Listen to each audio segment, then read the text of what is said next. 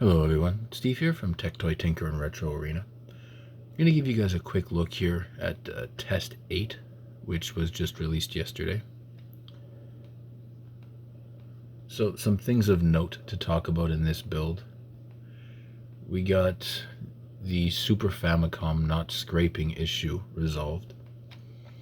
We have scripting added that will allow you to change between 720 and 1080p for your HDMI. You can find that here in the advanced options menu.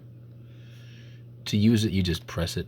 It doesn't matter if your HDMI is connected or not, it'll make the change and shut down. Then you just turn it back on or plug HDMI in, turn it back on, yeah, whatever. So, from there, we got Port Master and Theme Master updated to the latest versions. Added BSNES Mercury core for more accurate Super Nintendo. It's kind of laggy in some games, other games it works fine. We rebuilt the Gambit, GB, and Game Boy Color core because there's 100 new color palettes that have been added. We also rebuilt Nestopia because of the Royal T palette being added and a fix for netplay desyncing. Another core we added is called Double Cherry GB. It's for Game Boy and Game Boy Color. It's got some cool features to it. It does local split screen, so you can connect a Bluetooth controller, plug in HDMI, and play two games side by side as if you had a link cable.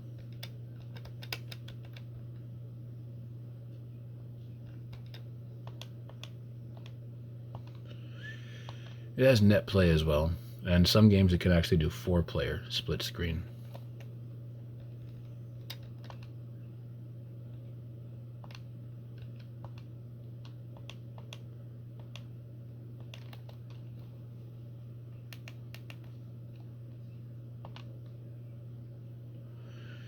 Just to give you an idea. So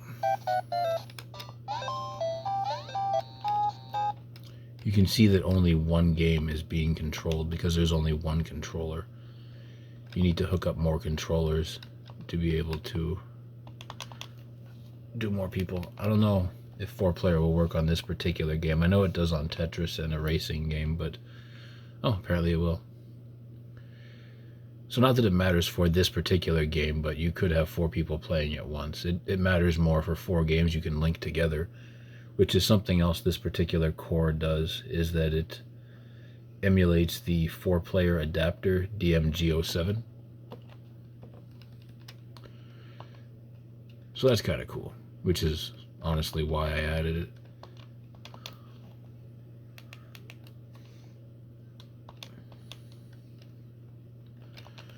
Also, since we're here,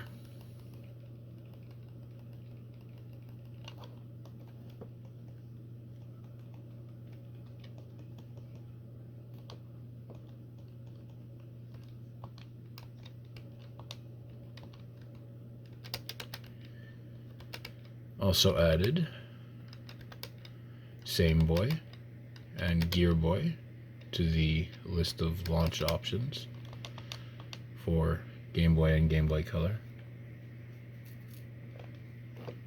Drastic Nintendo DS emulator not launching has also been fixed.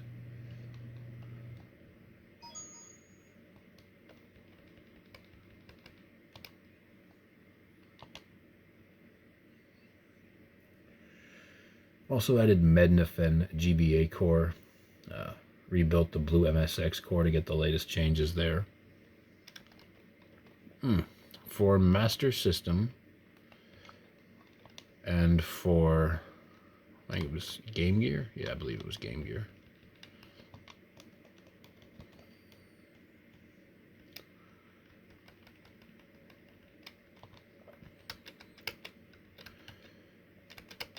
Added Gear System core.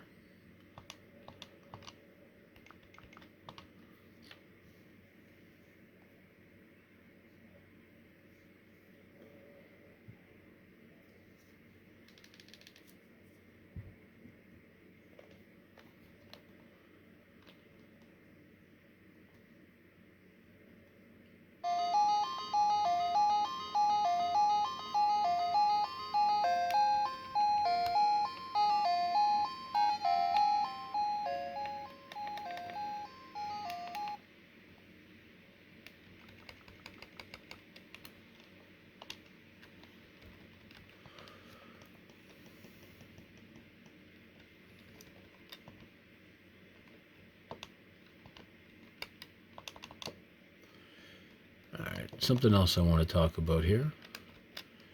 For ColecoVision, there's been another core added as well.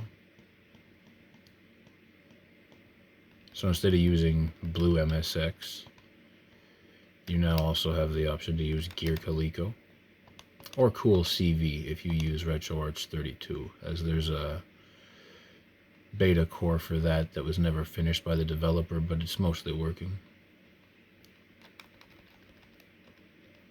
Went past what I wanted to do. For PSP here, I'm going to show you this now, but it's not going to be available till test 9 because I didn't add it until literally just 20 minutes ago. So for PSP, just as an attempt to try to get a little bit more performance out of it, there's standalone stock, and standalone 32, which is using a 32-bit version of PSP instead of 64.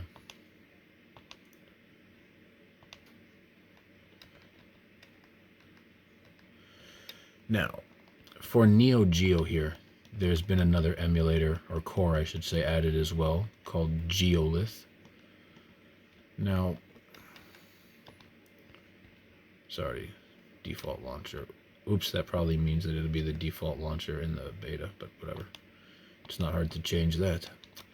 So anyway, what Geolith does, it started off, it's used on the Neo SD cartridge, so the cartridge for real hardware, and also Mista FPGA. So basically, the deal with this is it's accuracy focused. It runs about as well as FB Neo. However, the games that this uses are .neo extension, which means one file, one game. So it completely gets rid of the need to mess with MAME or Final Burn ROM sets for Neo Geo, and you can just, you know.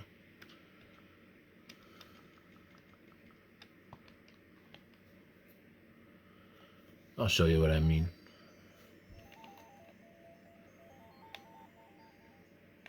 You may have noticed that it sounded different, the BIOS, because it depends on whether you're booting AES or MVS and what region of BIOS you're using, what sound it ultimately plays.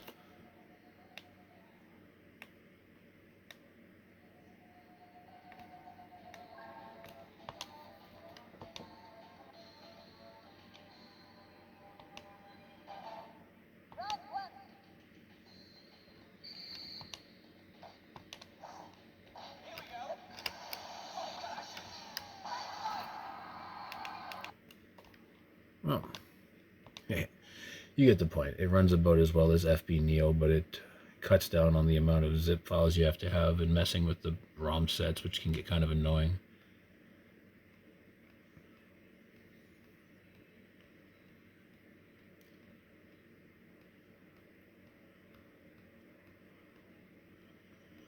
I am looking into adding a script for 480p HDMI as well. Just want to make sure it's properly supported, so I'll have to test that first.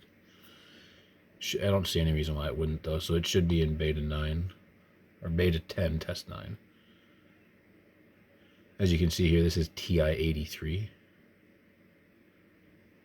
Apparently being stubborn about launching. Oh, there it is. So this basically plays those old school calculator games from the TI-83. TI-99 boots, but I'm dealing with some D-pad issues. It doesn't want to use the D-pad instead of a joystick. It's being stubborn about it. So I'm going to have to fight with that a little bit more. That's about where we're at for now. I don't want to make this video too long, so I'm going to go ahead and wrap it up there. But as always, thank you for watching. Don't forget to like and subscribe. Hope you're enjoying the Retro Arena. Take care.